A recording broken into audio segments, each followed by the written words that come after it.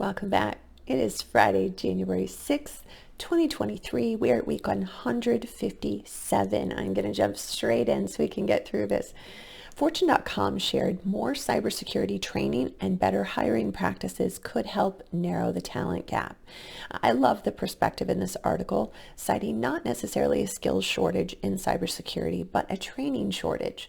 We often see entry-level jobs expecting a lot of experience, which excludes a lot of eager talent.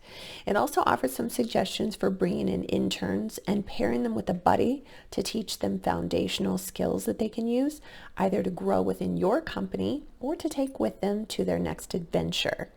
We don't see any shortage of cyber attacks in the future coming, so having a plan for funneling passionate talent into and through the ranks of our industry is vital. I'll be sure to share the article with you below. And since it's a new year and a new you, I'm going to give you some homework this weekend if you're up to it. With the recent breaches at LastPass and Slack and others, now is as good a time as any to update all of your passwords and ensure that you have multi-factor authentication enabled on all of your accounts. Remember to make all of your passwords complex, unguessable, and unique, preferably using a password generator rather than your imagination. I know this takes a lot of time and you'd probably rather be doing any number of other things this weekend, but I promise it's easier to do this preemptively than reactively. So I'll share an article with you on that. And get ready for Phishing 2.0. With the most common form of phishing still being email, we're seeing an uptick in phishing that combines the use of voice or vishing, social media, and SMS, also known as smishing, to appear more believable and trustworthy to the victims. With deepfakes, phishing is evolving once again and being called the most dangerous form of cybercrime. For those less familiar, deepfake technology or deepfakes is a kind of artificial intelligence or AI capable of generating synthetic audio, video, images, and virtual personas. The key to mitigating deepfake risk is to nurture and improve cybersecurity instincts among employees and to strengthen the overall cybersecurity culture of the organization, which is why you're all here. Here are some best practices that can help. Run security awareness training sessions to ensure that your employees understand their responsibility and their accountability with cybersecurity. Conduct phishing simulations to give workers hands-on experience with deepfake phishing so that they understand how these scams work. Train your employees to watch out for visual cues such as distortions and inconsistencies in images and video, strange head or torso movements, and syncing issues between face and lips and any associated audio. In cases of video conferencing, run the simple trick. Ask the participant to wave their hands in front of their face or to turn to their side profiles for the camera.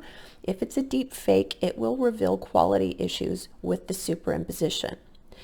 Deploy technologies like phishing-resistant multi-factor authentication and zero trust to reduce the risk of identity fraud. Encourage your users to flag suspicious activity and validate the authenticity of a request, especially if it involves large transfers of money. And ask your users to stick to company cybersecurity policies and best practices like strong passwords, safe browsing, responsible use of social media, etc. And ensure senior management actively participates in building the security culture because culture is always top down. It is estimated that by 2023 that 20% of all account takeover attacks will leverage deepfake technology. And Virtual CISO shared a New York Post article. It's a troubling article about a former COO of a law firm who, after receiving his holiday bonus, decided to download client information in the form of the law firm's black book and fled the U.S. The suit alleges that he copied confidential information onto a flash drive labeled 2022 tax documents and deleted thousands of his emails. This is disturbing on a number of levels because the firm says its computer systems are programmed to prevent copying information onto removable drives like USB devices, The CEO exploited his high-ranking position by telling an IT employee to override the security measure so he could give information to an outside consultant, which otherwise would have prevented him from taking this information without raising red flags or having additional stakeholders to allow it to happen. This proves once again that while extra steps can be cumbersome, they are there for good reason, and we should always follow them. So even if it's someone, an executive at your company or whatever, just try to make sure that everybody follows the same rules. It's really, really important. Other than that, I hope everyone is well and staying warm.